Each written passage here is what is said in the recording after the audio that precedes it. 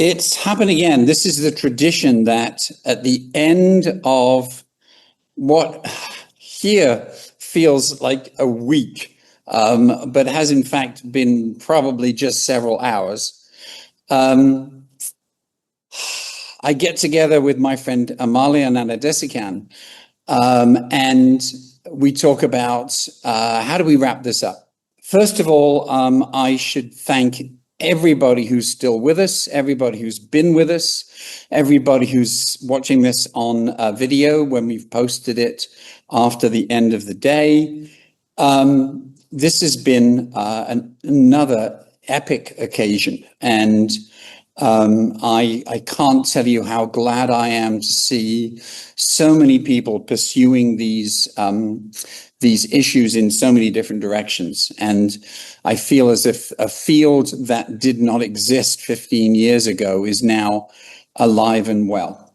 Speaking of 15 years ago, when I began the Endangered Alphabets Project, although I didn't really know what that meant, back in about 2009, the first book that I read that introduced the subject to me in a broad way was by our next guest, Amalia. It's called The Writing Revolution, Cuneiform to the Internet. And Amalia struggled through various difficulties and obstacles to create the second edition of that book, which came out just a few months ago. And if we are looking both backwards and into the future, I don't think there's a better way of framing that than to have me, first of all, welcome Amalia, and then to ask the question, so when you came to write the second edition, what did you see in the world that made you add to, change, subtract, expand, or rethink the first edition?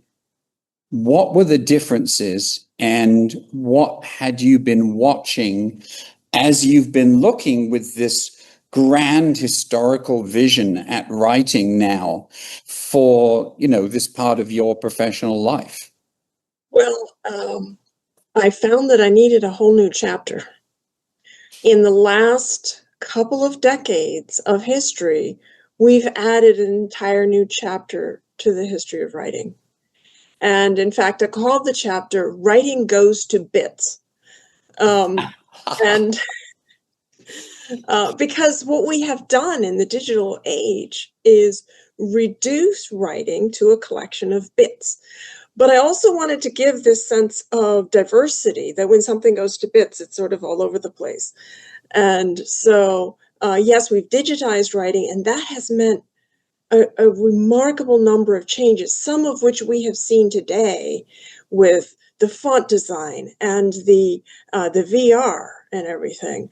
But we've also diversified writing, and all of the scripts we've been talking about today are struggling for their existence in a world where we have monumental scripts like the Roman script. But we're also diversifying at an unprecedented rate. So that's what I was focusing on in the second edition of my book. Talk to me about that word diversifying, and specifically what you mean by that. Well, if we've been paying attention today, we've seen an awful lot of diversifying. I pulled this off of Worldometer yesterday. And this is, I want to talk about diversity by first highlighting the undiversity, because there were at that point in the middle of the afternoon, there were 207 billion emails that had been sent, 8.2 million blog posts, and 671 tweets sent so far today, and so forth. But what I want to draw attention to is, what languages do we think these were in? What scripts do we think they were in? Ooh, great question.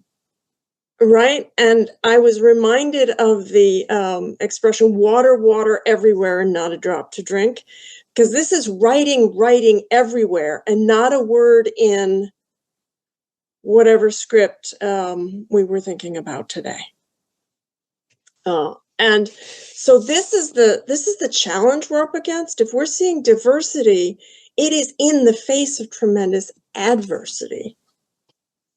And so I think that's the situation we find ourselves in, where we have people, the fantastic talks we've seen today, writing made of triangles. I mean, really, right? That's tremendously diverse and different, but we're seeing it in a situation where we have, 207 billion emails written in other more monumental scripts. And so we see diversity, but it's in the face of tremendous amount of uniformity and therefore adversity for those scripts.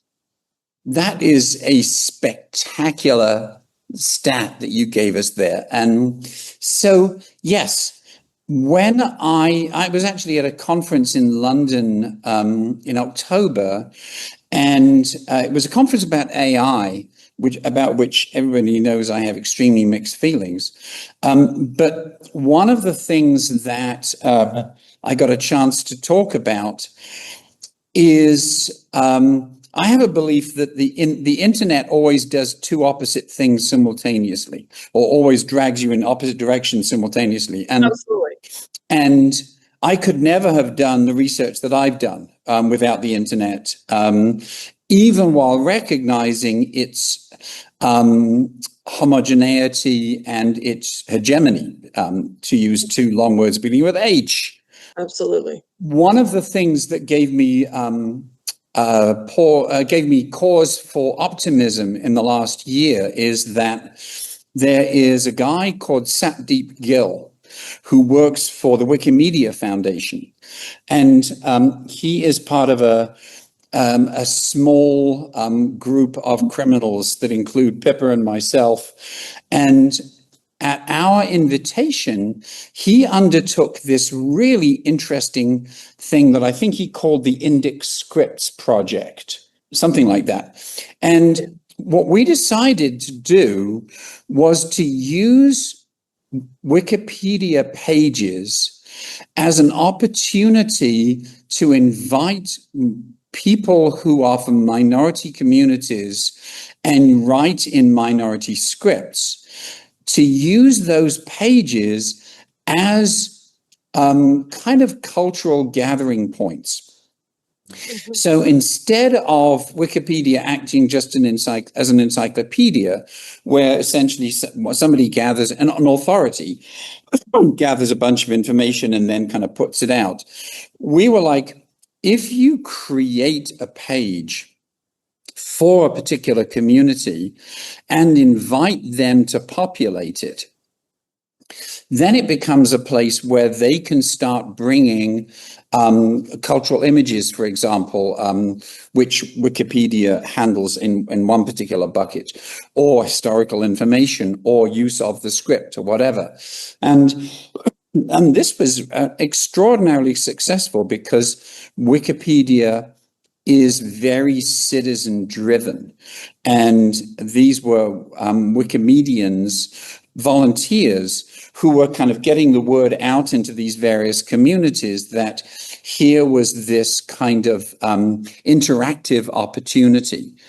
And it seems to me that this notion of interactivity needs to be at the heart of everything we look forward to, because if it isn't, then essentially it just means that the situation is being run by companies that are even more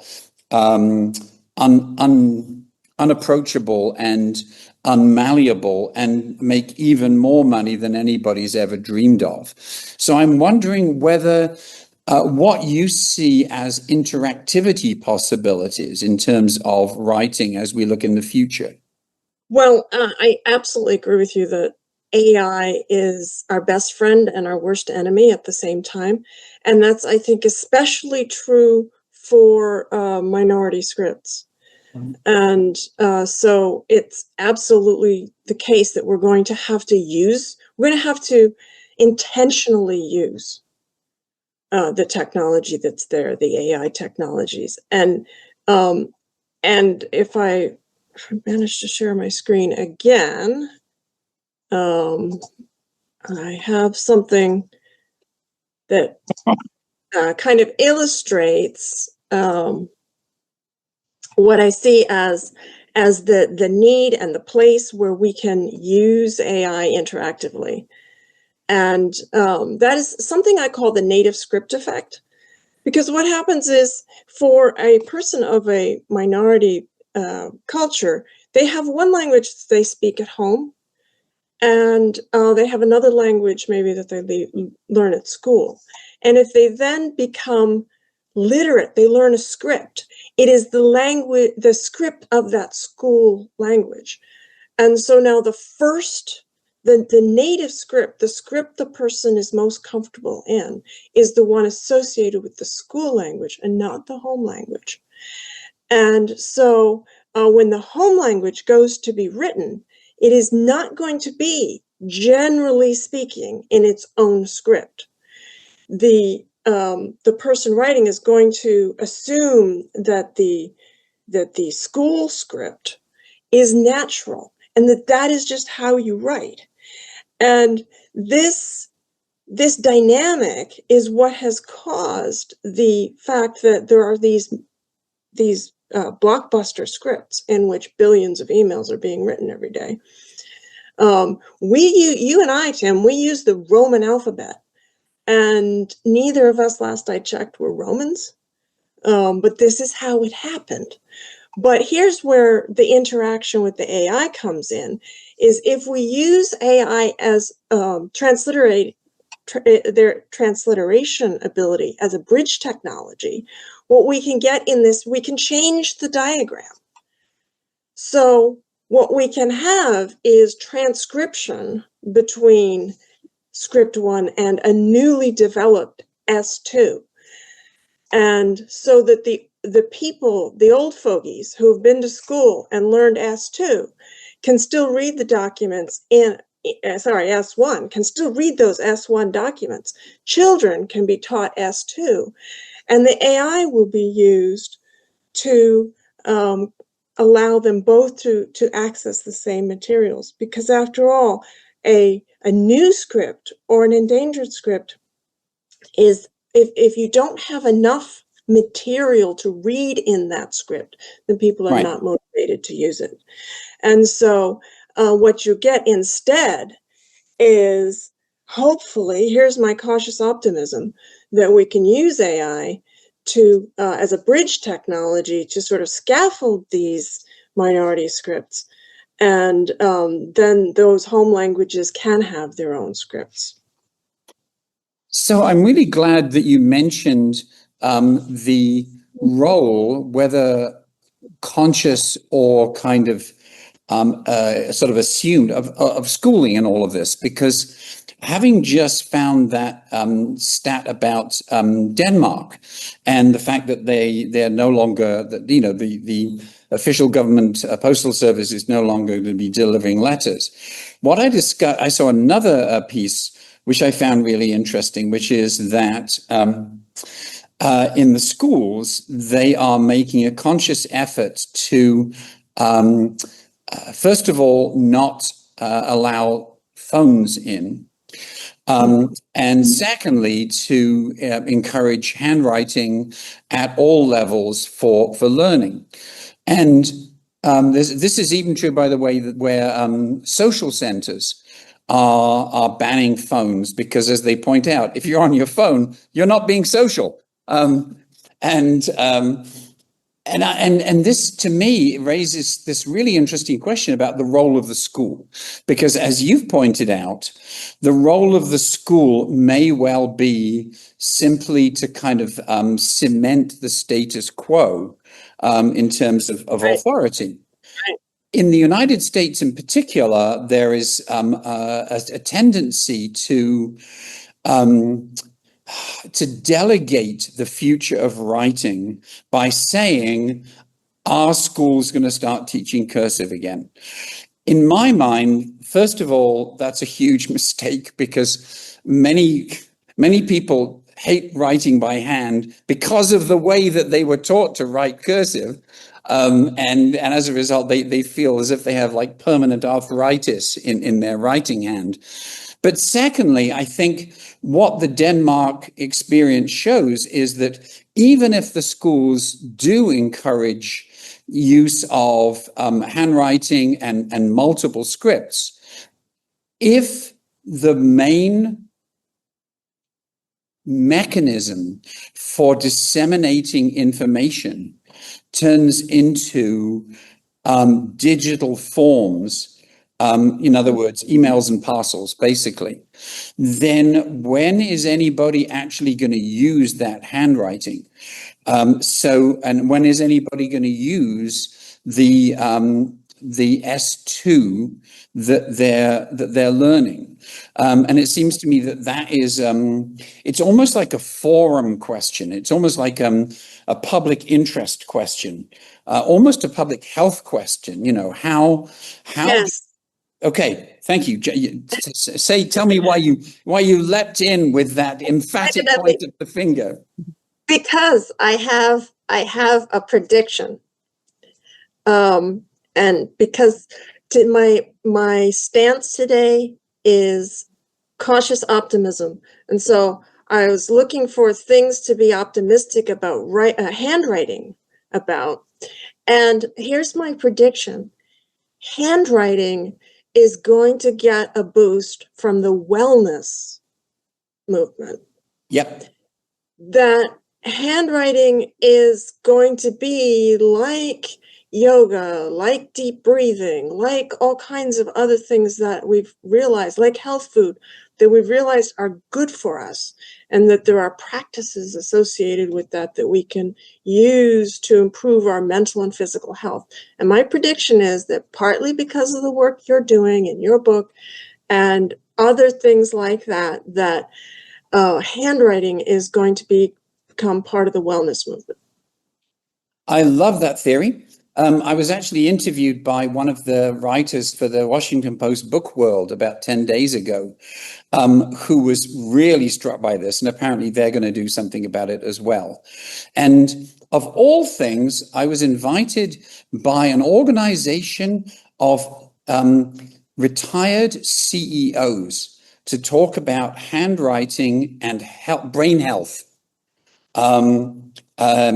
sometime in February. So I think that you're absolutely right. To me, I see it part of a slightly broader movement, which has to do with time management, for example, and seeing time as a mental health issue, physical space. Being able to have a physical space that you can retreat to and curl up in an armchair, the use of physical books, the fact that it is a different experience when you read a book that you can hold in your hands. And it may also be connected to things like other manual crafts, like the revival of knitting, for example, which is also a mental health issue. That's absolutely right. That's how I see it too. And I think that your group and every one of us can be part of making that happen. Oh, wait a second. We need a T-shirt to come out of this. We need a bumper sticker. We need a crusade. I am delighted to hear that you have found, as Ian Dury of the Blockheads said, reasons to be cheerful. Because, I mean, what are the alternatives? We don't want to be walking around with reasons to be uncheerful. But you're right. The people who've been part of the activities today, and we had a record number of registrants. I think we had over 150 people registered. And at no point until a few minutes ago has the number of participants actually here dropped below 40, which by our standards is a throng, a multitude. All right. I won't say anything more to doubt this spirit of cautious optimism, especially as getting towards the end of the day here. And we all know that cautious optimism drains away as you get tired. Amalia, thank you so much for joining us. I have to say, it's great to see you looking rosy, should we say? Thank you. Yes. Thank you, Tim. It's been great. Great. And thanks for providing those great pieces of information. I did not know of that as a resource, the one that you threw up on your screen share. But I'm going to make sure that we publicize those things and include it in whatever blog posts I write about the work that we've done today. Pippa is nodding sagely. I would say sagely and with intent. I'm sorry? Check out worldometer.com. Worldometer.com. Great. All right. In that case, I am going to wrap up on behalf of Pippa, who seriously has done most of the heavy lifting for today's activities herself. And our friends, of course, in Poland, who are, you would think they would be asleep by now, but no. Olesh is always awake until like 4 a.m. I don't understand it. And to those of you who've joined us from all over the planet, and I hope that you have the intention and the optimism and the means of spreading the words that we've been talking about today. This has been just a wonderful experience, and I thank you all and hope to see or hear from you all in the near future. Thank you so much, everyone. Ooh.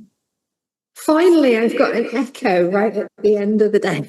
I think that's telling me it's time to go home. Thank you so much to everyone who's presented, everyone in the audience. You've been fantastic. And I will say good night from an increasingly dark Cambridge, probably raining. It usually is. Take care, everyone. Goodbye. Bye-bye. Bye-bye. Bye, Pippa. Have a good rest. Bye.